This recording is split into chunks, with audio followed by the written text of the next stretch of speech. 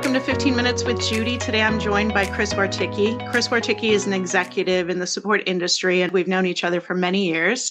Chris, I think you had, 20 plus years at Oracle, which is where you and I first met. Then you spent 5, close to 6 years at Epicor, right? Always in the support industry, the success industry, always being an evangelist for support. And that's one area where you and I definitely connected, is support did not need to be and should not be an afterthought. But also, most importantly, treat the people right, and the people will take great care of our customers, which is so important. So I want to talk about that for a moment with you specifically, Chris. I think you had the title at Oracle, Customer Support Evangelist, if I'm not mistaken. Am I doing that right? Yes. Yeah. Okay. So to me, an evangelist, we all get kind of that picture in our head of what that means. But you were all about the wow moments, right? Tell me what you would do in situations to create wow moments for customers, and why did customers remember you, and why did they ask for you in person? Tell me about that. Yeah. So my career at Oracle, first of all, started out as a leader in technology and working with their support teams in our call center, and it evolved in customer facing roles that you and I were close to, and then even more so at the latter end of my career, just traveling the world, speaking with customers, sharing with them really the value of the support investment that customers were making. And a lot of customers don't really get a full understanding or complete picture of that investment, during the pre-sales, demo, implementation, even post go live type of activities that take place today. And we today, look at the whole process of onboarding. And I would say in the infancy of this role as an evangelist years ago, it was almost like post go live onboarding. Evangelization was post go live onboarding. And so these aha moments that customers had were like, oh my goodness, I had no idea I had access to all of these resources. And even more so, I call them assets. What are the assets in the customer inventory that you have access to that you've already paid for? I'm not here to sell you something that you haven't already purchased. And that too created a big wow factor, because they're like, oh, you're not here to, how much is this going to cost me? I'm like, you've already paid for it. So those types of aha moments were really fantastic to have, because I could come in there, whether it was a user group or an individual customer engagement, and share with them, as I mentioned, a whole cafeteria style menu of saying, here's what you bought. And if they wanted something extra, certainly there might have been a cost beyond that. But most importantly, it was about consuming that value. And first of all, understanding what that value was. Awesome. So Chris, you and I have done this dance together before. There's a lot of people touching the customer. Yeah. A lot. And, I think we set ourselves up for some, I'm going to call it turf war, but you know what I mean. The customer's mine. No, it's mine. No, it's mine. What are you doing in the customer space while I'm in there? Things like that. What are some of the tips and tricks as you navigated this for all of the people touching the customer? How did you build collaborative teams? How did you make it seem that I'm here to help? I'm not here to hurt? Because truthfully, support, and when we were at Oracle together, service delivery managers, we had a lot of different titles for it at the time, but, you're here to do something. Maybe it's not what I want you to do, says the sales team, et cetera, et cetera. How do you build these teams effectively, Chris? Yeah, let me start by just sharing with the audience that I think lines of business, or whether we call them silos, are important. They actually provide direction, they provide focus, and more importantly, those line of business leaders have the direction for those teams.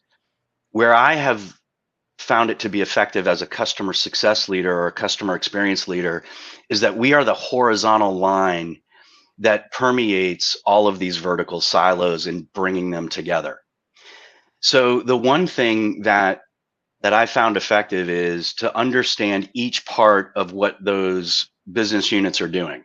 Like, how are they touching the customer? And by the way, have they ever walked shoulder to shoulder in understanding what that customer experience or journey really is? And the answer is no. It's kind of like, yeah, we'll tell you what it's going to be, and don't ask us what you'd like it to be, right? The other aspect behind that is then engaging that line of business and saying, hey, where do you see that things could be improved? Because they already know where the bodies are buried and where the stench is coming from. And I ask them not to point the fingers, but actually look internally at themselves and say, where in your line of business are the friction points? And then when those are identified, they're very, very apt to engage and say, we're part of the solution. And so it's actually bringing the horse to water proverbially and saying, let's have this discussion. This isn't going to be a territory match. I'm a customer success leader and helping you really uncover and discover where we can make things better. And then collaboratively along the way, then we can look externally. How does a handoff or a transfer of information take place from one line of business to the next in that customer journey? Chris, something else that is going on, right? 25 years of experience, you've had more than that in the industry.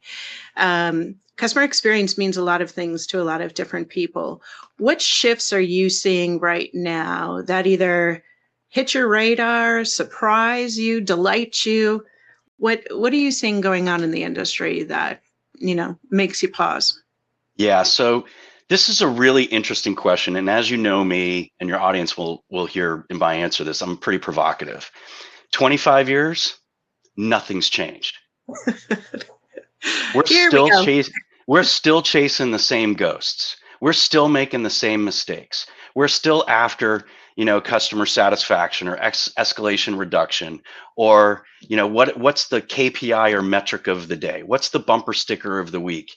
And why? Why are we doing that? Because we lack ownership and accountability within the organization. And we have created success organizations, whether we called them service delivery managers in the past or customer success managers today. It becomes this dump and run team of, oh, there's a problem, there's a process, there's a bad customer experience, give it to the CSMs, let them fix it, right? That's where I see the big shift in needing that the big shift needs to take place, is that customer success is everybody's job. And I've said this before, it's one of my mantras. Take your title, whatever it is, today, put a comma after it, and write customer success. And it'll change the way you view your job. It's not just some team, not one person, not one title. It's everybody's job. That's really what over 25 years, we should be doing things extremely far more advanced and better. And so it's not the next fidget or widget, it's the foundations of responsibility and accountability. Yeah. So people are welcome to email you or LinkedIn message you, I assume, given that provocative answer there, huh? Yes, absolutely. 100%. Have me come in, and then I'll even dissect the difference for you and everybody else. What's the difference between customer service, customer satisfaction, customer success, and customer experience? Because the industry has done a huge disservice in commingling those terms and using them interchangeably. Absolutely. They shouldn't be. Yeah. Agreed with you 100% on that, for sure. So I want to go to team building for a bit, Chris. Mm-hmm. We had the opportunity, as I've mentioned a couple times, to work together on a team. And I still look at that team fondly, even though it's been decades ago. It stays in my head, what we had built there and who was part of that team. And, we just were communicating a couple weeks ago about a few members and, what they were up to in the world. What do you think some of the tips and tricks in this industry? So we've already talked, we have our swim lanes, people need to kind of stay in the lane, but building a team who is running up against customers every day, all day, who's trying to help, who's trying to keep their spirits up, because we know if our spirits are down, it oozes out, given the kind of personalities that we have, who are so focused on customers, right? Customer loyalty, customer retention, customer satisfaction, customer delight, all those words. What are some of the tips and tricks that you've used over the years to keep your team happy, to keep them motivated, and frankly, just to build solid teams? Yeah. I'll go into some specifics. I've used different tools in my, development career. And one of the things I do right off the bat for, my team and for any new employee on the team is I use Strengths Finder by Clifton. And that way we understand people's strengths. Everybody presents what their core 5 strengths are. We share them. And invariably, what's so amazing is that there's always 2 people on the team that share at least one of the same strengths together. And then invariably one person on the team has a core strength that nobody else has.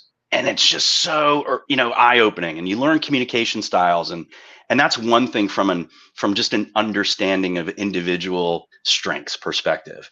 The other thing is just meeting frequently. Meet frequently, meet often, get online. We have the technology. You don't have to talk shop. You can go ahead and play, Kahoot trivia on Fridays. You can go ahead and, have college game day t-shirt or whatever professional, sports team or hobby team that you want. Like, bring, camaraderie into the team. And then most importantly, I think from a customer success perspective, moving from transactional victories to strategic victories is important. And here's what I mean by that. Transactionally, we can, as customer success, and this will actually tell you how you operate. Are you reacting to escalations and tasks and, billing and these little ankle biter things to just get a win on the board every day? Or are you really helping a customer achieve their business goals? And when you do, they're going to be big. And then you celebrate them as a team. You celebrate the victory in that in a very large and unique way. And what that looks like is just putting that out in the company newsletter, sharing that on whatever internal Slack channel or Teams, chat room to everybody, and really evangelize. Like, this is customer success. We make another mistake. The CSM acronym is that C is no longer being called customer. It's about company success. And we internalize, how do we make our company successful? Not so much our customers anymore, right? So for me, team building is important, and celebrating victories, meeting together, and understanding, what people's strengths are. Absolutely. What's your strength? Woo is one of my core strengths, and woo stands for winning others over. Okay. Got it. But communication's another core one. Yes, indeed it is. It is. So what, if you could have one superpower, Chris, what would it be? To be able to read people's minds would be one.